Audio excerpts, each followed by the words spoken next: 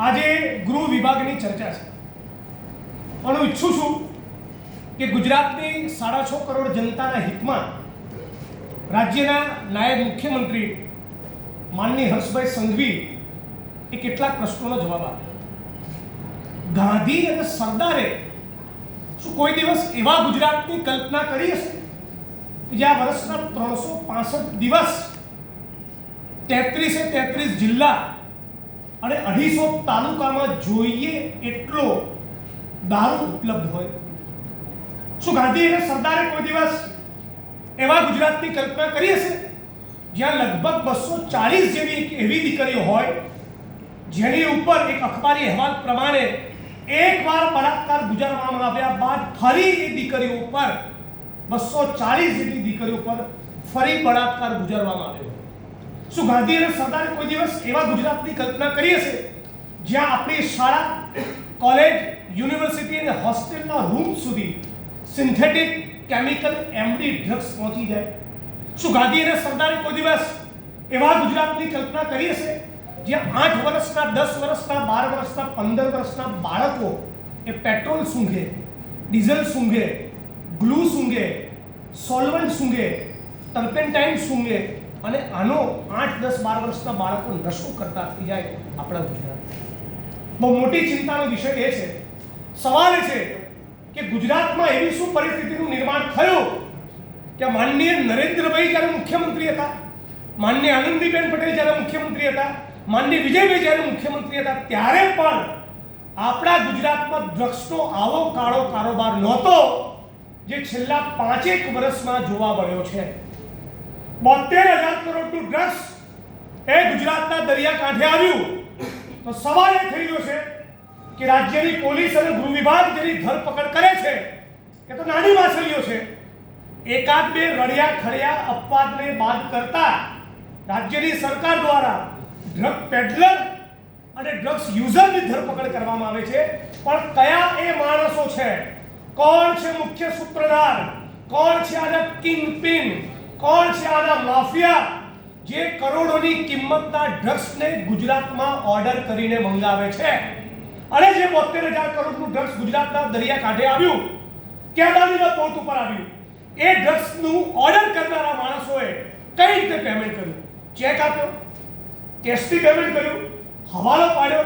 આની financial trail આજ દિન સુધી ગુજરાતની પોલીસ એસ્ટાબ્લિશ કરી શકી નથી. બહુ મોટી ચિંતાનો વિષય છે કે મીડિયાના રિપોર્ટ્સને વિપક્ષ તરીકે અમે જે ઓબ્ઝર્વેશન કરીએ એના સ્થાન ઉપર છે, પણ ભારત સરકારના સમાજ કલ્યાણ વિભાગના વર્ષ 2019ના રિપોર્ટ પ્રમાણે આપણા ગુજરાતમાં 2019માં 19 લાખથી વધુ ડ્રગ્સ યુઝર જોવા મળ્યા છે. 19 લાખ આપણા ગુજરાતમાં, જે પૈકી 1.85 લાખથી વધુ મહિલાઓ છે. અને મહિલાઓ, ગુજરાતની મહિલાઓનું ભારતના અન્ય રાજ્યોની મહિલાઓની તુલનામાં ડ્રગ્સનું સેવન વધારે જોવા મળ્યું છે. જો દેશમાં 100માંથી 7.41 કિલો ડ્રગ્સનું સેવન કરતી હોય તો આપણા ગુજરાતમાં 100માંથી 9.81 મહિલાઓ ડ્રગ્સનું સેવન કરતી જોવા મળી છે. ચિંતાનો વિષય એ પણ છે, સમાજ કલ્યાણ વિભાગના આ 19 લાખના ડેટાવાળા રિપોર્ટમાં એવો ઉલ્લેખ કરવામાં આવ્યો છે કે ગુજરાતની અંદર જે સિડેટિવ્સ મળી રહ્યા છે, જે ઓપિયોઇડ્સ નામના ડ્રગ્સ મળી રહ્યા છે, એનું ઉત્પાદન ફાર્માસ્યુટિકલ કંપનીઓ દ્વારા કરવામાં આવી રહ્યું છે. તો સવાલ એ છે કે શું રાજ્યના ગૃહમંત્રીએ, મુખ્યમંત્રીએ, ડીજીએ, હોમ સેક્રેટરી, પોલીસ પ્રશાસને ગુજરાતની ફાર્માસ્યુટિકલ કંપનીઓને આઈડેન્ટિફાઈ કરી, એમની પર તવાઈ બોલાવી, એમને ઇન્ટ્રોગેટ કર્યા, એમને ગ્રીલ કર્યા, એમને સવાલ પૂછો કે તમે કયા નશાકારક પદાર્થોનું ઉત્પાદન કરી રહ્યા છો કે ભારત સરકારના સમાજ કલ્યાણ વિભાગના રિપોર્ટે એનો જિક્ર કરવો પડ્યો છે? આજે આપણું ગુજરાત એ ઉડતા ગુજરાત બનશે નહીં, બની ચૂક્યું છે. 19 લાખ લોકો 2019ની સાલમાં ડ્રગ્સની ચુંગાલમાં ફસાયા.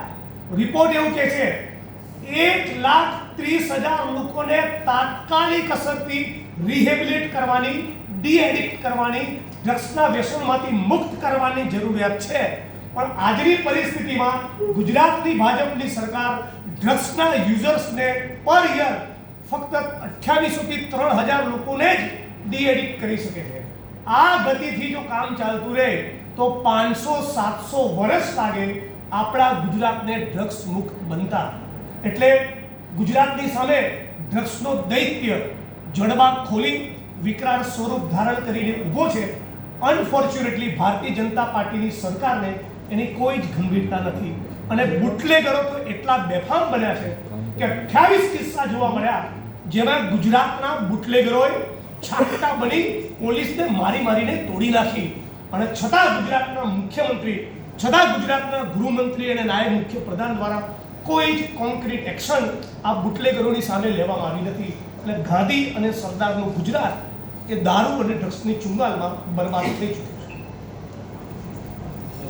જિગ્નેશભાઈ, તમે જે સવાલો ઉઠાવ્યા એના પછી લાગે છે કે છેલ્લા 5 વર્ષથી બોર્ડની પરીક્ષામાં ગુજરાતી ભાષાના પ્રશ્નપત્રમાં ગાંધી અને સરદારની કલ્પનાનું ગુજરાત એવો કોઈ પ્રશ્ન અથવા નિબંધ પૂછતા નથી. ગાંધી અને સરદારની ફિલોસોફી, એમની વિચારધારા વિશે ગુજરાતની ભારતીય જનતા પાર્ટીને શું લેવા દેવા?